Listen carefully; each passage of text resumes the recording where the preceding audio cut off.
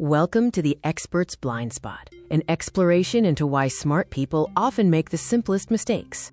We often believe that intelligence, high IQ, or deep experience acts as a reliable shield against basic errors. However, history, finance, and cognitive science consistently show us that this isn't true.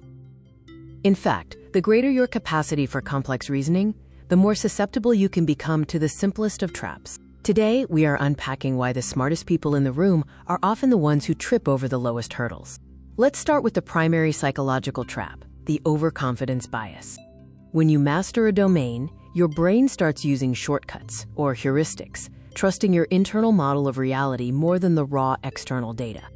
This is similar to the IKEA effect of logic. Just because you built the argument yourself, you inherently value it more, even if it's flawed. Highly intelligent people are world-class rationalizers. Instead of accepting a mistake, they subconsciously weave an elaborate narrative to justify why their initial decision was correct all along. Next, let's look at the trap known as complexity addiction. Because the elite solve hard problems, they develop a disdain for simple solutions, leading to unnecessary, quote, over-engineering. We often ignore fundamental, basic principles, like Occam's razor, because they feel beneath our intellectual station. Whether in business or personal life, failure rarely stems from a lack of intellect, but from a lack of humility toward the basics. So how do we build our defense against these mental traps?